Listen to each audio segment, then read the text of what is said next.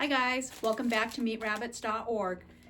Today we are checking back in on the weights on the Champagne d'Argent. This was my very first successful litter of Champagne d'Argents. Actually the very first litter of Champagne d'Argents that were born here. They are 16 weeks old, and following along with those weigh-ins, I did some weighing today. Now I already went ahead, instead of making you watch me go back and forth to cages, I already went ahead and weighed them. I've got them down on my chart. I also wanted to kind of move through that part of it a little bit quicker today because, you know, last time we ran the batteries out too long in the cold and had to stop and go get some more, sealing them out of clickers. So already weighed them, got some weights that we can look at, and then we can chat about a little bit. So let's see, we'll start back here in the same order that we normally do, with the doe in cage G8. So again, this is a doe. She has been the second smallest of the litter from the very beginning. So she is weighing out at a 16-week weight of 7 pounds and 13 ounces, which at 14 weeks, she was 7 pounds 1. So we've got about a 12-ounce difference there. Down here under her is G9. This is a buck. And he weighed out at 7 pounds 15 ounces, and so we've got about a 12-ounce difference there. Coming up to G11, this is the other buck. This is the one that has been the smallest of this group pretty much the whole time. It did even out a little bit between him and this doe last time, and now he's up to 7 pounds 9 ounces. So we only saw about an 8-ounce gain there. So previous to that, at the last weigh-in, he had kind of made a big jump and kind of caught up to her. And now he seems like he slowed down just a little bit again.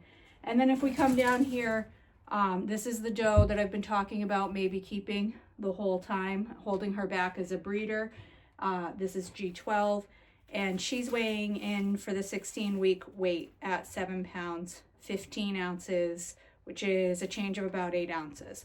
So I think we're not hitting quite a half a pound, but if we do look at the chart and what is a good to great or excellent rate of growth for them, at 16 weeks, a good weight would be 7 pounds, and an excellent weight would be between 7.5 and 8.5. So even on our smallest, which is this guy up here, we're at 7 pounds 9 ounces. So everybody is in the excellent range. You know, they've kind of all come up into that, where if we look past over the other weeks, some of them were in good and some of them were in excellent, and we're all hitting that excellent rate of weight by 16 weeks. So these are great weights on these animals right now. Now 16 weeks is typically our harvest date. Haven't decided quite yet if I'm going to go ahead and harvest these. I'm not. I'm going to hold her back as a potential replacement breeder. I did talk to a couple of locals who had some interest in one of them, so I also don't want to go ahead and harvest before I find out a yay or a nay on that. But yeah, we're probably gonna end up 2 to 3 of these, putting them in the freezer soon.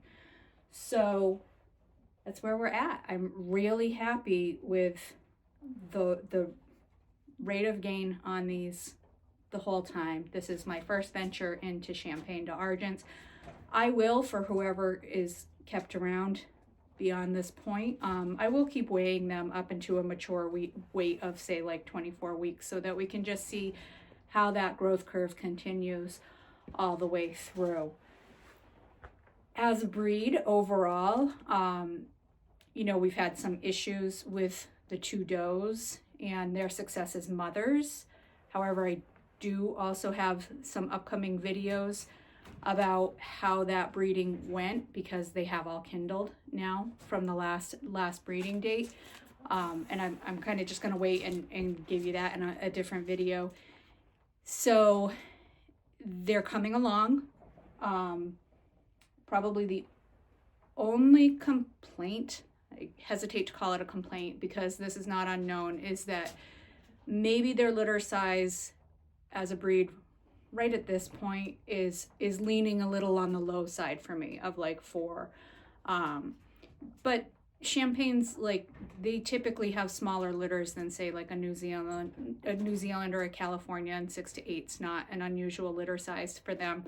But in thinking about this also in context of some of the other things I was talking about, like, you know, breeding back, when to breed back, being able to keep that right balance of number of does and still get the right production, but also being able to breed them back early enough that it's healthier for them. I was putting some thought into it, and maybe a smaller litter size isn't a horrible thing, because what it could do is balance out those grow out numbers so that maybe I have more room and more kind of more demand for more litters, and keep them going, even though maybe I'm not getting as many, and I keep a few less does.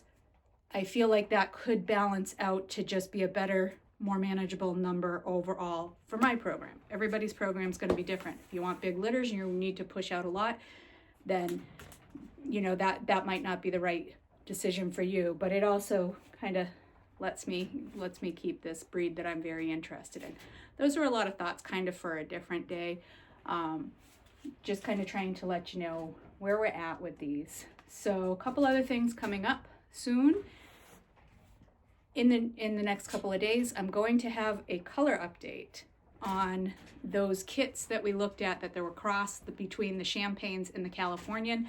We kind of had a little fun with it, kind of did the poll. I think people's opinions were a little bit, you know, pretty varied, but good guesses. I think that it'll be fun to watch them. I am starting to see a little bit of color difference, so we'll look at those, and then everybody can decide if you want to keep your guess, if you were proven right. I mean, they're still pretty young. I have some, those kits I believe are hitting at 8 weeks this week, and we did do a weigh-in on them. So we will do that for an update and see how that's progressing. I also have a litter here that is turning, I think, 12 weeks, and they're, honestly, off the top of my head, well, it looks like they are from across a mixed doe, probably, and I do have it written down, so I will know for sure. But from a mixed doe and a white New Zealand buck. So I thought maybe we'll take some weights on them later in the week, because I feel like we focus so much on the purebreds that maybe people want to see, like, what can you accomplish just with some mutts, with some meat mutts, because, you know, they can be great rabbits too. And I have to say that at least one of my most successful does and most reliable does has been something that was just a mutt. She's got good size, she throws great kits, big litters, and they all grow out great too. So let's start taking a look at some of that, because, you know, everybody doesn't want to be in a show ring. Some of us just want to put meat on the table. That's my biggest priority. So, yeah, and as much as I like playing around with the different breeds, I think that's valuable information for people too. And I think on the other side of that, sometimes the people who really are dedicated and really like one certain breed, and that's great if that's for you, but it can lead to, I think, a little bit of a lack of information for the mutts, and maybe even a little bit of snobbery. So, you know, again, we'll look at some of that later this week, and we'll see how things are. But this is the Champagnes for now. Everybody's at an excellent rate of growth. Really happy with that. Some of you asked about where to find that weight tracker and where to find that meat chart, the weight chart that I have. Those are on the community page. There's links there, so hop on over there, check those out, and I look forward to seeing you again in our next video.